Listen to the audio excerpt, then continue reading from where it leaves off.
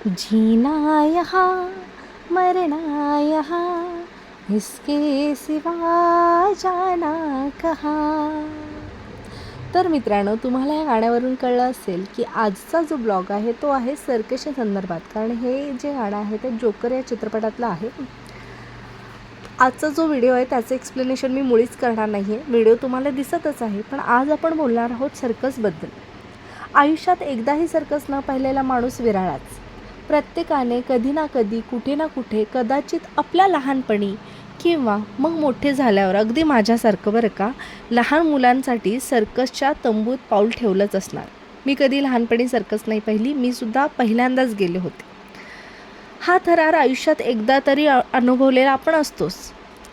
Circus म्हणजे हृदयाचा ठोका चुकवायला लावणाऱ्या झुल्यांच्या कसरती, हसून लोळायला लावणारी विदूषकांची धमाल, केवळ पाळीवच नाही तर जंगली प्राण्यांचे असे खेळ जे तोंडात बोटे घालण्यास भाग पाडतात, संगीताच्या लयबद्ध तालावर दिव्यांच्या झगमगाटात आकर्षक शारीरिक कौशल्य दाखवणारे आविष्कार म्हणजेच सर्कस. सर्कस म्हणजे चालती फिरती कलाकारांची कंपनी, ज्यामध्ये नट, विदूषक, अनेक प्राणी, खतरनाक खेळ खेळणारे कलाकार असतात. ती एक वर्तुळाकार अशी रचना असते. प्रेक्षकांची बैठक व्यवस्था ही चारही बाजूनी केली जाते. सध्या मनोरंजनाच्या साधनात झालेली वाढ पाहता सर्कसकडे लोकांची ओढ कमी होत आहे. पण लहान मुलांना मात्र सर्कस आवडीचा भाग बनला आहे. दोरीच्या सहाय्याने उड्या मारणे, मार्शल आर्ट यासारखे स्टंट इथं आपल्याला पाहायला मिळतात. 30-40 वर्षापूर्वी ज्यांनी ही सर्कस पाहिली ना, ते भाग्यवान. कारण तेव्हा प्राण्यासंबंधी कायदे नव्हते. सर्कशीतून प्राण्यांचे नेत्रदीपक करामती पाहायला मिळत होत्या, जे सध्या सर्कशीमध्ये दिसत नाही. त्यामुळे सर्कस थोडीशी नीरस वाटू लागते. पण आपण असा कधी विचार केलाय का की हे सर्व नक्की कधी सुरू झालं? या सर्कशीचा इतिहास नेमका काय? हे मनोरंजनाचे खेळ कसे सुरू झाले? त्यासाठी श्यामला शिरोळकर यांचं सर्कस या नावाचं जे पुस्तक आहे ते तुम्ही नक्की वाचावं.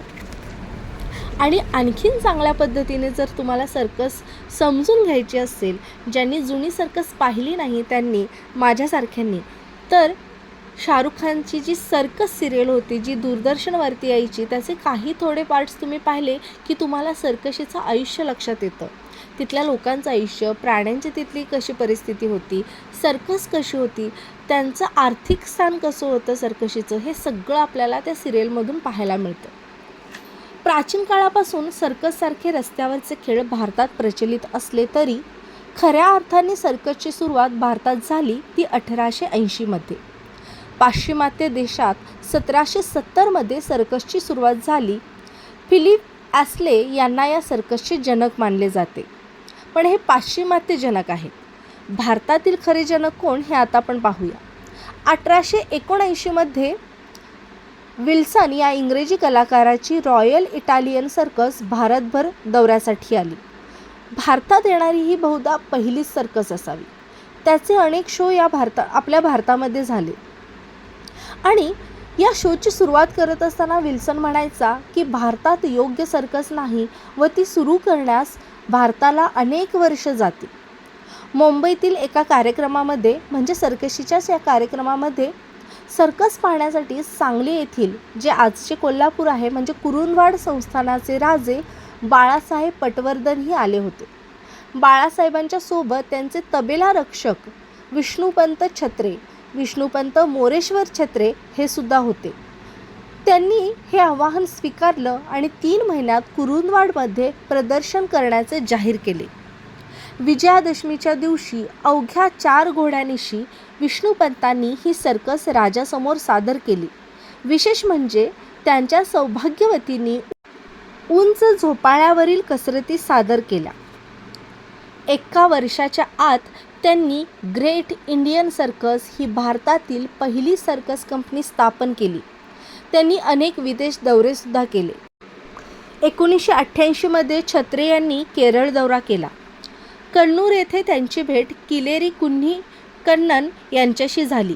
ते पारंपरिक मार्शल आर्टचे ट्रेनर होते. छत्रे आणि किलेरी यांच्यात एक करार झाला. त्यानुसार कलेरेंनी सर्कससाठी प्रशिक्षणार्थींना प्रशिक्षण देण्याचे ठरले. चिरापुरम येथे सर्कस शाळा सुरू करण्यात आली आणि संस्थेचे नाव ठेवले all India circus training hall. 1901 मध्ये केरळ सरकारने थलासेरी आणि कुन्नर येथे सर्कस अकादमी सुरू केली आणि हीच आपल्या देशातील पहिली सरकारी अकादमी होय. पुढे विल्सन यांची सर्कस कंपनीसुद्धा छत्रे यांनी विकत घेतली आणि ही सर्कस कंपनी भविष्यात चुलत भावाच्या कंपनीत त्यांनी विलीन केली आणि कार्लेकर ग्रँड सर्कस नावाची एक नवीन कंपनी स्थापन केली, जी 1935 पर्यंत चालली.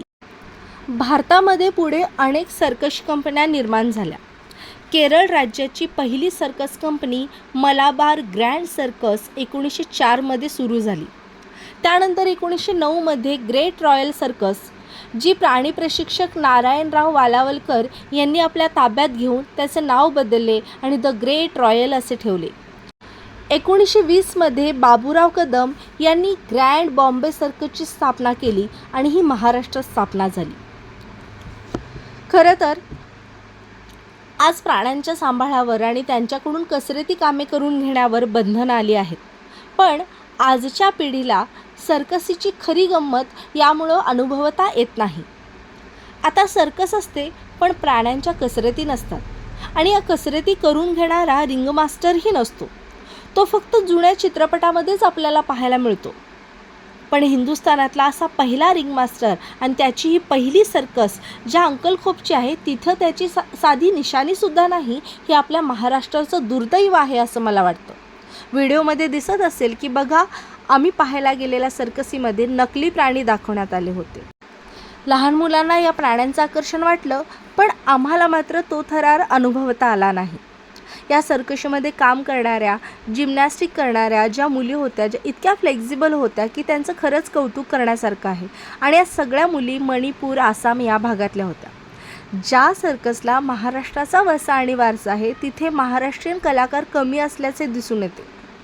आजच्या सोशल मीडियाच्या जगामध्ये आपण वेगवेगळे कार्यक्रम पाहतो आणि हे सगळे काही स्टंट होते ते आपण प्रत्यक्षात TV वर, इंस्टाग्रामवर, फेसबुकवर पाहत आलेलो आहोत.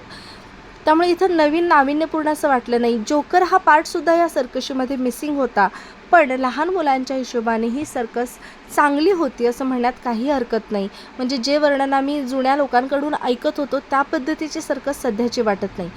माझा हा छोटासा ब्लॉग तुम्हाला कसा वाटला हे मला नक्की सांगा आणि कमेंटमध्ये कळवा की मी दिलेली माहिती तुम्हाला कशी वाटली. तर आज इथं थांबूया. धन्यवाद.